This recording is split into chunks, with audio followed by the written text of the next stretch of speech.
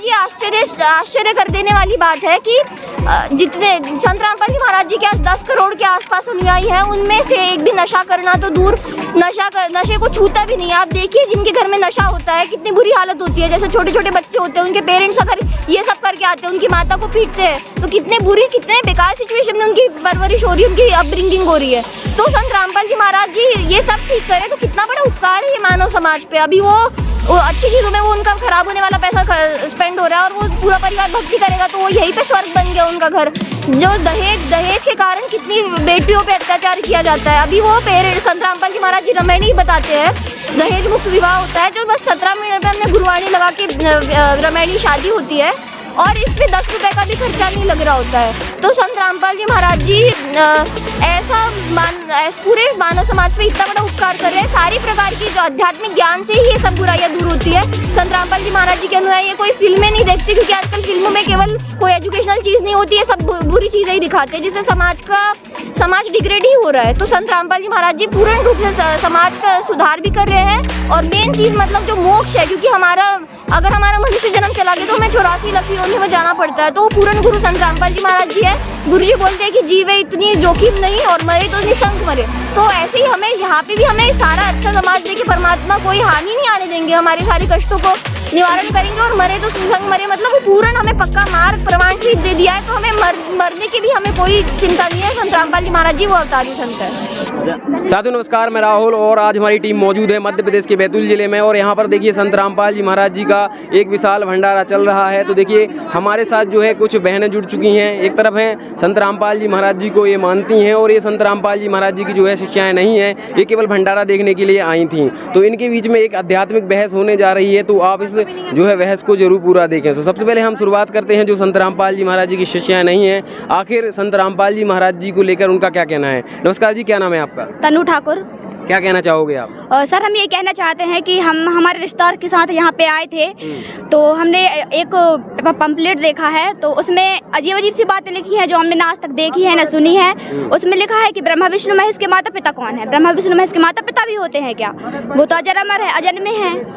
तो देखिए इनका कहना है कि इनको एक पंपलेट मिला था, उसमें पहला जो क्वेश्चन इनको जो है मिला है उसमें लिखा है कि ब्रह्मा विष्णु महेश के माता पिता कौन है। इस विषय में आप लोग क्या कहेंगे? इन तीनों देवताओं के माता पिता है दुर्गा जी और काल ब्रह्म दुर्गा जो अष्टांगी है उनके पति है जो दुर्गा देवी है। और इसका प्रमाण है श्रीमद् देवी भागवत स्कंद 3 में अध्याय 5 में इसका प्रमाण है। और जो भगवान शंकर बोलते हैं कि वो बोलते हैं कि अगर देवी पुराण में भी इसका प्रमाण है और जो श्रीमद् भागवत में है कि तुम शुद्ध स्वरूपा हो, सारा संसार तुम्ही से उद्भासित हो रहा है, हम तीनों ब्रह्मा विष्णु और शंकर तुम्हारी शक्ति से तुम्हारी कृपा से ही विद्यमान है। केवल तुम ही नित्य हो, जगत जननी हो, प्रकृति और सनातनी देवी हो। हम ब्रह्मा विष्णु शंकर किसी को अपने मतलब नियमानुसार जो उनका कार्य होता है उनके कर्मोनुसार ही हम उनको फल दे सकते हैं। हम उनका एडिशन या सब्ट्रैक्शन नहीं कर सकते हैं। तो हमारे गुरुजी इस पे उदाहरण देते हैं, जैसे किसी ऑफिस में कोई किसी का जॉब होता है कि किसी की सैलरी पास करनी होती है, तो वो जिस तरीके से किसी की सैलरी में इंक्रीमेंटेशन नहीं कर सकता और अपनी तरफ से डिक्रीज भी नहीं कर सकता है, तो उसी तरीके से ब्रह्मा विष्णु शंकर हमारे कर्मों के फलों को ना काट सकते हैं ना ही बढ़ा सकते हैं। देखिए इनका कहना है कि जो आपने क्वेश्चन उठाया था कि ब्रह्मा विष्णु महेश के माता पिता कौन है, इसका जो प्रमाण है वो देवी भागवत महापुराण में है, ऐसा इनका कहना है। अब आप लोग क्या कहेंगे? चलो ठीक है, आप कह रहे हो प्रमाण है इसका, तो उसमें यह भी लिखा है कि व्रत तीर्थ यात्रा पे नहीं जा सकते, पिंडदान नहीं कर सकते, श्राद्ध नहीं डाल सकते, तो उससे मुक्ति नहीं होगी।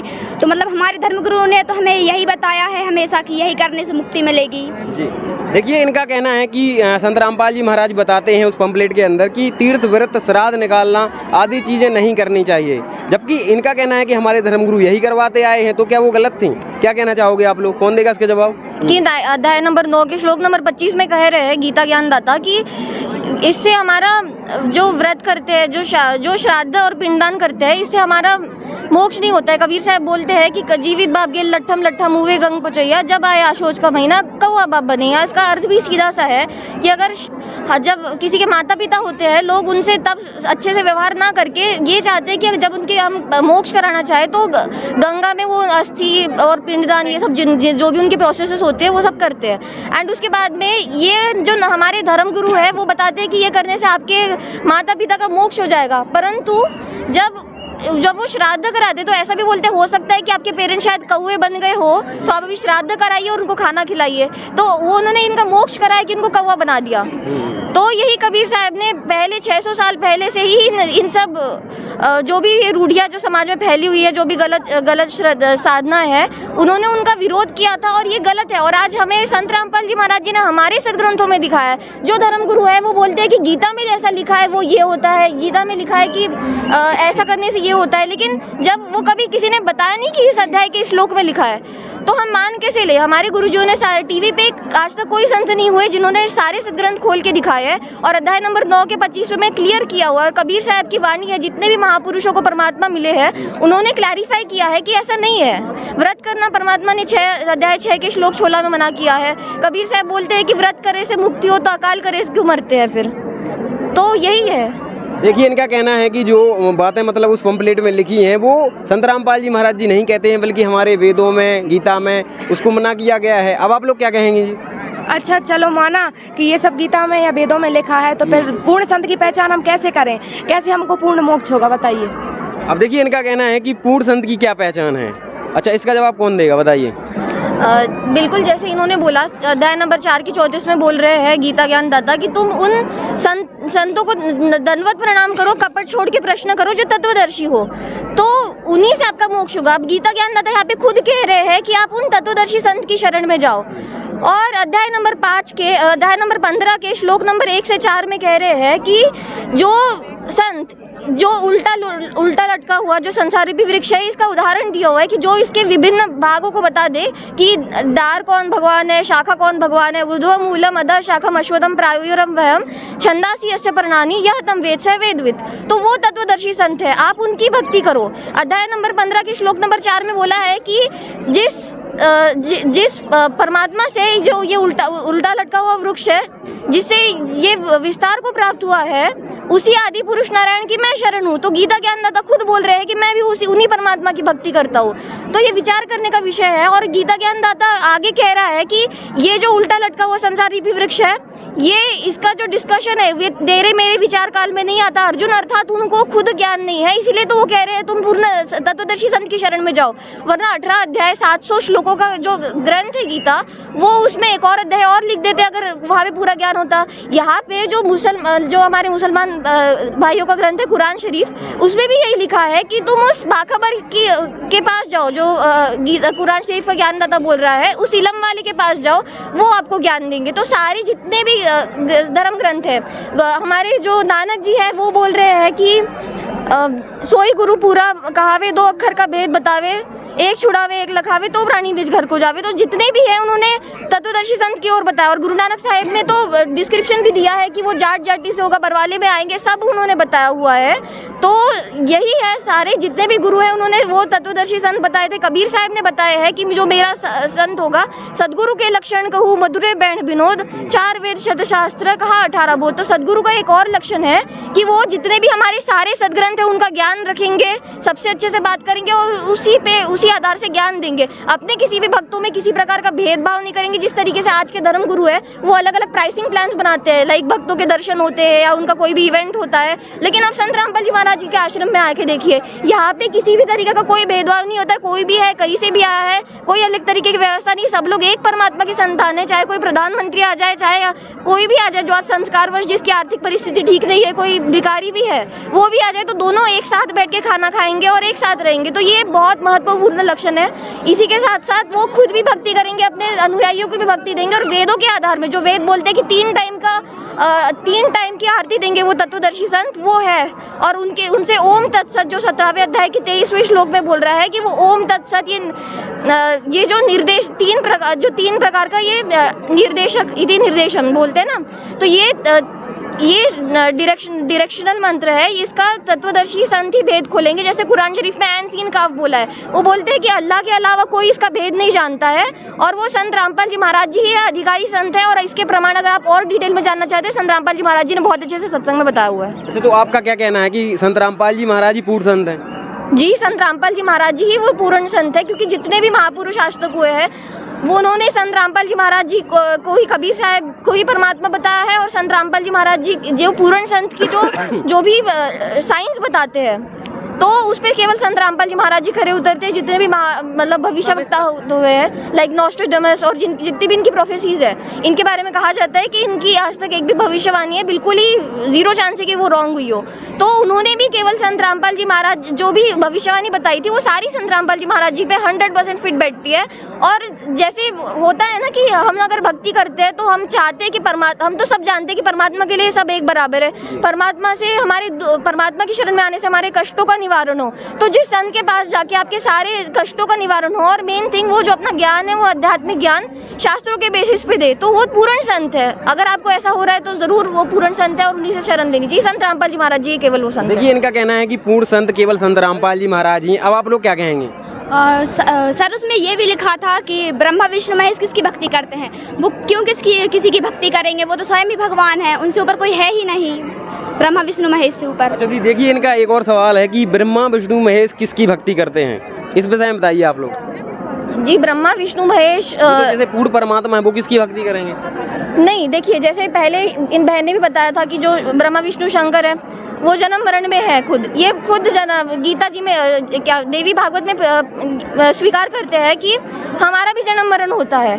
अब इसके साथ में वो बोल रहे हैं कि हमारे लिए केवल दुर्गा ही भगवान है। विष्णु जी बोलते हैं कि मैं हमेशा दुर्गा जी का ही ध्यान लगाए रहता हूँ, कभी मुझे समय मिलता है तो मैं लक्ष्मी के साथ सुखपूर्वक समय बिताने का अवसर प्राप्त होता है, अर्थात मैं यही करता हूँ। वो केवल अपनी पावर को ये बनाए रखने के लिए केवल ध्यान साधना करते हैं और बाकी उनका समय लड़ाई में निकल जाता है, ऐसा वो खुद एक्सेप्ट करते हैं। दुर्गा जी देवी पुराण में बोलती है कि आप केवल ब्रह्म की साधना करो, अन्य साधना छोड़ दो, मेरी तक की भक्ति छोड़ दो। मतलब जो ब्रह्मा विष्णु महेश ने बोला हमारी साधना छोड़ के दुर्गा की साधना करो, दुर्गा जी ने बोला मेरी साधना छोड़ के ब्रह्म की साधना करो। अब ब्रह्म बोलता है 18वें के 62 में कि तू सर्व प्रकार से अर्जुन उस परमेश्वर की शरण में जा जिसकी कृपा से तू सनातन परम धाम और परम शांति को प्राप्त होगा।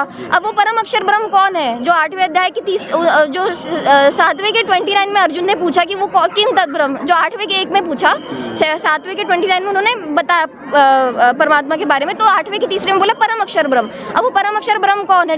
जो 15वें के 17वें में बोल रहे हैं उत्तम पुरुष तु अन्य परमात्मा इति उदाहरते, मतलब जो तीनों लोक में आके सभी जीवों का धारण पोषण करता है वो उत्तम पुरुष तो कोई और ही है। तो ब्रह्मा जो गीता ज्ञान दाता है वो बार बार बोल रहे हैं कि मेरे से अधिक कोई परमात्मा है। 18 के 66 में बोल रहे हैं कि उस परमेश्वर की शरण में जा जिसकी कृपा से तू मतलब मेरी सारी साधना को मुझ में त्याग कर उस परमेश्वर की शरण में तू चला जा व्रज। तो वही है, वो बोल रहे हैं कि वो पूर्ण परमात्मा कोई और है और तत्वदर्शी संत उनका भेद बताएंगे। तो कबीर साहिब ही है, गुरुजी ने प्रमाण दिया है इसका। अच्छा जी, अब आप लोग क्या कहेंगे बताइए। सर जैसे कि हमारे धर्मगुरु बताते हैं कि राम राम सीता राम राधे श्याम ओम नमः शिवाय से मोक्ष मंत्र क्या है, इससे मोक्ष हो सकता है हमारा। अच्छा जी, देखिए इनका कहना है कि जो है इसमें लिखा है उस पंपलेट में कि राधे राधे और ओम नमः शिवाय और भी कई सारे मंत्र बताए हैं, तो इन मंत्रों से मोक्ष नहीं होगा। अब आप लोग क्या कहेंगे इस विषय में? इन मंत्रों से मोक्ष इसलिए नहीं होना है क्योंकि ये हमारे जो गीता जी में लिखा है कि पहले तो 8वें के 13वें में ब्रह्म ने बोला है, जो गीता ज्ञान दाता है, कि आप ओम इति एक अक्षरम ब्रह्म व्यवहारम माम अनुस्मरण यद प्रयाति तजन देहम से आती प्रमाम गतिम। मुझ ब्रह्म का केवल एक ओम अक्षर है, केवल ओम एंड नथिंग एल्स। ओम नमः शिवाय नहीं, ओम राधे नहीं, हरे कृष्ण हरे राम नहीं, नथिंग, ओनली ओम। और इसकी जो आखिरी शास्त्रक जो भक्ति करता है वो उसको ब्रह्म लोक की प्राप्ति हो रही है। लेकिन 8वें के 16वें में वो बोल रहे हैं कि मुझ ब्रह्म तक जो ब्रह्म लोक तक सारे जीव है वो सब पुनरावृत्ति में, अर्थात नीचे स्टार में उसका डिस्क्रिप्शन दिया है कि जिसको प्राप्त करके वापस संसार में आना पड़े, तो ये बोला है। लेकिन 17वें के 23 में बोला है कि ओम तत्सत इति निर्देशम ब्रह्मणे त्रिविधे समर्थ। उस सच्चिदानंद घन ब्रह्म का ओम तत्सत ये सांकेतिक मंत्र है, वो तो तत्वदर्शी संत बताएंगे जिनके बारे में 4 के 34 में वो बोल रहे हैं। अब 18वें के 62 में गीता ज्ञान दाता ने बोला कि परम शांति और परम धाम जिसको प्राप्त हो ऐसे तुम ऐसी भक्ति करो, उस परमेश्वर की शरण में जाओ। जबकि वो खुद के बारे में तो बोल रहे हैं मेरे तक तो आओगे जन्म मरण होगा। ब्रह्म का खुद जन्म मरण होता है जिसका प्रमाण वो देता है 4 के 5वें 9वें में, 2 के 12वें में, 10वें के 2 में। तो इसीलिए ब्रह्म पूर्ण परमात्मा नहीं है। और जो जैसे गुरु नानक जी है उन्होंने भी बोला है, जो पहले भी हम बता चुके हैं कि सोई गुरु पूरा कहावे 2 अक्षर का भेद बतावे। तो वो 2 अक्षर का मंत्र कौन सा है? कबीर साहब बोलते हैं कि कहे कबीर अक्षर दो बाग होएगा खसम तो लेगा राग। तो उसी तरीके से जो कुरान शरीफ है, पवित्र कुरान शरीफ में बोला है कि एन सीन काफ, तो वो 3 अक्षर का मंत्र है, केवल उसी से मोक्ष होगा, सारे सदग्रंथों में बताया है। और वो ये मैं एक बात बोलना चाहूँगी कि जैसे कुरान शरीफ में भी बोला है कि आप उस वो इल्म वाले के पास जाओ, गीता जी बोल रही है कि तत्वदर्शी संत की शरण में जाओ, वेद में भी बोला है, धीरा नाम शब्द का यूज़ किया है। धीरा नाम का अर्थ है, हमारे गुरुजी बताते हैं, तत्वदर्शी संत। तो अब इसके साथ में जो वेदों के अंत में जो लास्ट वेद है उसके लास्ट में लिखा है न इति या नेति लिखा है, जिसका संधिच्छेद होता है न इति। तो इसका मतलब है कि ये पूर्ण ज्ञान नहीं है। तो ये जो मंत्र है ये केवल तत्वदर्शी संत ही बताएंगे, यहाँ पे बस डायरेक्शन है। तो वो संत रामपाल जी महाराज जी और कबीर साहब की गरीब जितने भी संत हैं परमात्मा प्राप्त उन्हीं की वाणी में है। देखिए, इनका कहना है कि जो आपने वो मंत्र बताए हैं वो वेदों में किसी ना तो किसी वेद में है ना किसी गीता में है, इनका कोई प्रमाण नहीं है। अब आप लोग क्या कहेंगे? ठीक है, इन्होंने जो बोला है हम उस पर ध्यान देंगे। और लेकिन हमारे में एक क्वेश्चन आ रहा है कि इसमें लिखा है कि परमात्मा साकार होते हैं, बट हमारे धर्मगुरु बताते हैं परमात्मा निराकार होते हैं। वो तो हमारे मन में होते हैं, तो दिखते नहीं है परमात्मा। तो इसका भी क्या बोलना चाहेंगे? अच्छा जी, देखिए, इनका कहना है कि इनके जो धर्मगुरु हैं वो बताते हैं कि जो है परमात्मा निराकार हैं, लेकिन आपके संत रामपाल जी महाराज बताते हैं कि परमात्मा सहशरीर है, साकार है। इस विषय में आप लोग क्या कहेंगे? जी, परमात्मा साकार है, इसका प्रमाण है, सारे सदग्रंथों में ही इसका प्रमाण है। हमारे जितने भी धर्मगुरु हैं उन्होंने अधिकतर बताया कि परमात्मा निराकार होते हैं, लेकिन जितने भी सदग्रंथ है वो धर्मगुरु तो सदग्रंथों के आधार पे बताते हैं परमात्मा निराकार है, पर धर्मग्रंथ खुद कहते हैं कि परमात्मा साकार है। जैसे वेदों में बोला है, ऋग्वेद मंडल नंबर 9 सूक्त नंबर 82 के मंत्र नंबर 1, 2, 3 में कि वो परमात्मा है जो राजा के समान दर्शनीय है, हमारे पापों का हरण करने वाला है। और अनेक सदग्रंथों में इसका प्रमाण है, जैसे कि हमारी कुरान शरीफ हो गई, उसमें भी बोला है कि उस अल्लाह ने 6 दिन में सृष्टि रची और 7वें दिन तख्त पर जा विराजे। जो होली बाइबल है उसमें वो बोलते हैं कि परमात्मा ने अपने ही शरीर के अनुसार अपने आत्माओं को मनुष्यों को रचा। तो हमारे जैसे गरीबदास जी महाराज जी, जिनको परमात्मा 10 वर्ष की आयु में मिले थे, उन्होंने अपनी वाणी में लिखा है कि हमरे ही हुनियार है, हमरा सिरजनहार। मतलब परमात्मा मनुष्य जैसे ही है। जैसे गुरु ग्रंथ साहिब में नानक जी ने परमात्मा को पूरा बताया है कि कैसे परमात्मा के नयन है, कैसे परमात्मा के बाल है। और जबकि सारे सिख धर्म के जितने भी लोग हैं वो मानते हैं कि परमात्मा निराकार है। तो ऐसा है, गरीबदास जी महाराज जी ने बोला है कि खोजत खोजत था किया तो अंत कहा बेचूं।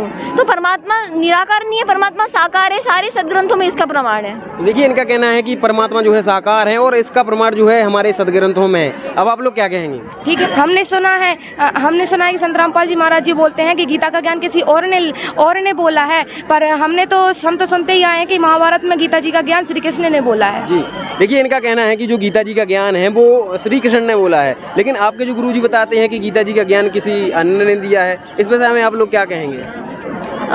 गीता जी का ज्ञान श्री कृष्ण ने नहीं दिया है, इसके काफ़ी सारे प्रमाण हैं, अनेक प्रमाण हैं।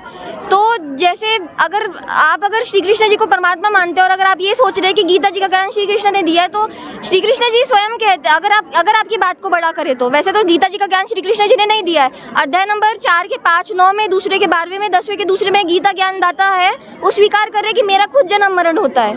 और इसी के साथ में जैसे जैसे अध्याय नंबर 11 के 32वें श्लोक में बोल रहा है कि मैं काल हूँ और अब प्रवृत्त हुआ हूँ। अगर श्री कृष्ण जी होते, गीता का ज्ञान उस टाइम दे रहे होते, वो तो पहले से ही विराजमान होते, वो ऐसा क्यों कहते कि मैं अब आया हूँ? अब इसका एक और प्रमाण है, जैसे श्री कृष्ण जी महाभारत का जो युद्ध है वो हमेशा से चाहते थे कि महाभारत का युद्ध ना हो। उन्होंने बहुत प्रयास किया, महाभारत हम सबने सुनी रखी है।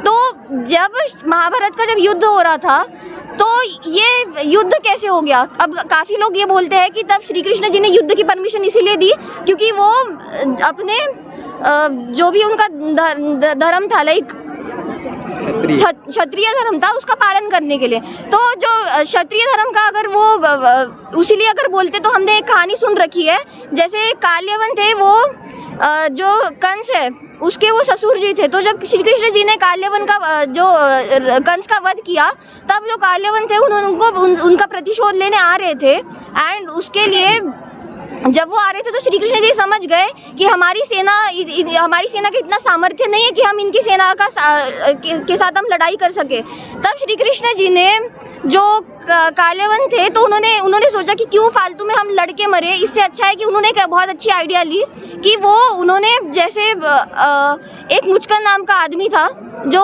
एक था जो सोता था तो उसका ये था कि अगर उसकी नींद कोई खराब कर दे तो उसकी आंखों से तीर निकलने लगते थे, तो अग्निबाण निकलने लगते थे। एंड उसके तब क्या होता था कि जैसे अगर वो कोई उसकी नींद खराब कर दे तो उसकी मृत्यु निश्चित थी। तो श्री कृष्ण जी ने सोचा कि हम लड़े इससे अच्छा है कि उन्होंने अपने जैसे जब काल्यवन आ रहे थे वो काल्यवन उनके पीछे पीछे भागने लगे, उन्होंने अपने जैसे सेम ड्रेस का जो क्लॉथ था वो सेम क्लॉथ वो एक गुफा में चले गए जहाँ मुचकन सो रहा था, मुचकन के ऊपर वो वस्त्र डाल के वो अंदर चले गए।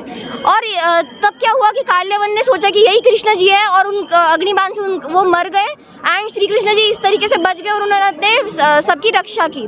तो श्री कृष्ण जी ने अपने जो अगर वो क्षत्रिय धर्म का अगर वो रखने के लिए अगर वो मानव धर्म को भी भूल जाते, लड़ाई अगर वो इसलिए करा देते, तो ऐसा नहीं है। क्योंकि आपने सुना होगा श्री कृष्ण जी को बोलते हैं कि बोलो रण छोड़ भगवान की जय, ऐसे लोग नारे लगाते हैं तो रण छोड़ भगवान बोल देते हैं, जिसका अर्थ होता है डरपोक होता है वैसे तो लेकिन फिर भी वो रण छोड़ बोल रहा है, तो तब वो कैसे बोल सकते हैं कि आप युद्ध कराओ? क्योंकि गीता जी का ज्ञान जिसने सुन लिया वो चींटी भी नहीं मार सकता है। तो वो हमेशा से चाहते थे कि युद्ध ना हो। और जैसे आपने सुना होगा 11वें अध्याय के 47वें मंत्र में श्लोक में गीता जी के कि वो बोल रहे अर्जुन बोल रहा है कांपता हुआ कि हे सहस्त्र भुजा वाले भगवान आप कौन हो? सहस्त्र मतलब 1000 हैंड्स वाले भगवान आप कौन हो? तो वो श्री कृष्ण जी तो जो विष्णु जी के अवतार है, जो ब्रह्मा विष्णु शिव जी 4 भुजा के भगवान है, तो ये 1000 भुजा वाला भगवान कोई और है। वो बोल रहा था मैं आपको पहचान नहीं पा रहा हूँ, आप कौन है? तो काल ने उनको दर्शन दिया। 11वें अध्याय के 32वें में बोला मैं काल हूँ, आप सबको खा रहे हो, आप अपने भक्तों को भी नहीं छोड़ रहे हो, ऋषियों को भी खा रहे हो, तो ये भगवान नहीं हो सकते हैं। जैसे हमारे गुरु जी बताते हैं कि इसका प्रमाण है कि जैसे जो विष्णु जी थे अपने एक बार आराम कर रहे थे, तब एक भृगु ऋषि थे शायद, वो आए और उन्होंने विष्णु जी की छाती पे उन्होंने लात मारी।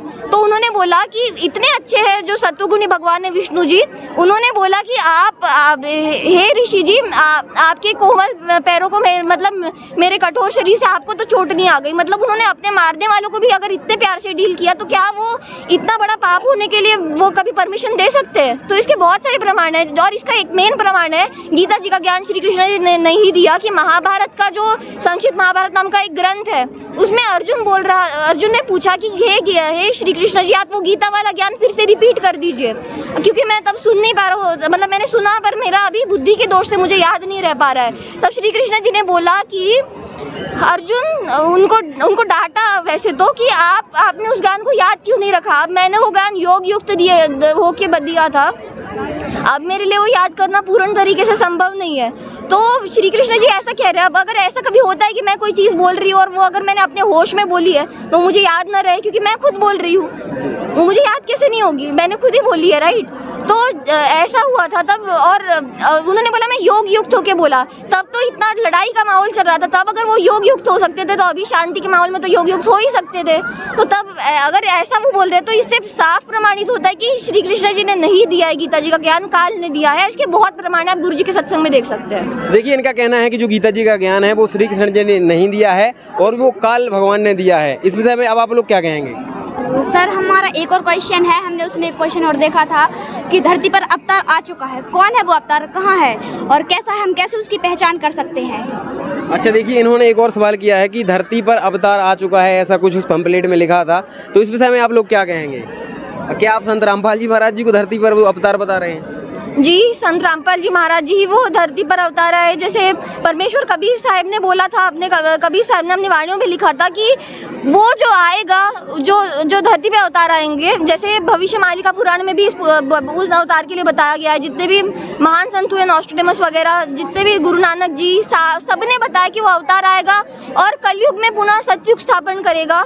तो वो अवतार कोई नहीं, संत रामपाल जी महाराज जी ही है। क्योंकि आज संत रामपाल जी महाराज जी के बारे में जो कबीर साहब ने 600 वर्ष पूर्व वाणी लिखी थी कि वो आप मान लेना कि सारी बुराइयों को दूर करके, जैसे परमात्मा की वाणी है कि यथा सरितगण आप ही मिले सिंधु में जाए, वैसे ही सब सतनाम का जाप करते करते सब अपने सतलोक को चले जाएंगे।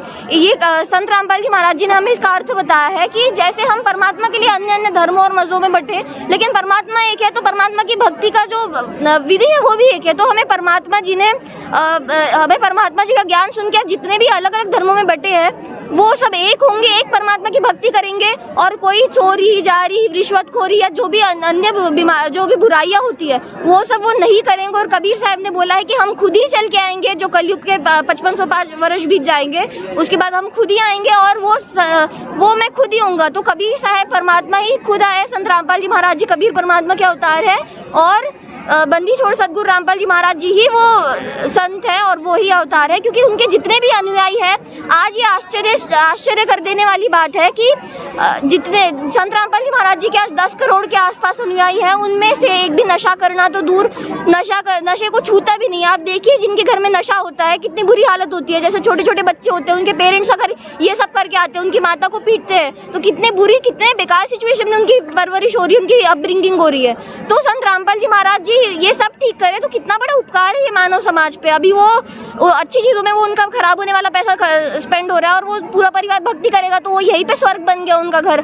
जो दहेज के कारण कितनी बेटियों पे अत्याचार किया जाता है। अभी वो संत रामपाल जी महाराज जी रमैनी बताते हैं, दहेज मुक्त विवाह होता है, जो बस 17 मिनट में हमने गुरुवाणी लगा के रमैनी शादी होती है, और इस पे 10 रुपए का भी खर्चा नहीं लग रहा होता है। तो संत रामपाल जी महाराज जी ऐसा पूरे मानव समाज पे इतना बड़ा उपकार कर रहे हैं। सारी प्रकार की जो आध्यात्मिक ज्ञान से ही ये सब बुराइयां दूर होती है। संत रामपाल जी महाराज जी के अनुयायी कोई फिल्में नहीं देखते, क्योंकि आजकल फिल्मों में केवल कोई एजुकेशनल चीज नहीं होती है, सब बुरी चीजें ही दिखाते हैं, जिससे समाज डिग्रेड ही हो रहा है। तो संत रामपाल जी महाराज जी पूर्ण रूप से समाज का सुधार भी कर रहे हैं, और मेन चीज मतलब जो मोक्ष है, क्योंकि अगर हमारा मनुष्य जन्म चला गया तो हमें 84 लाख योनियों में जाना पड़ता है। तो पूर्ण गुरु संत रामपाल जी महाराज जी है। गुरु जी बोलते हैं कि जीवे इतनी जोखिम नहीं, और मरे तो निसंक मरे।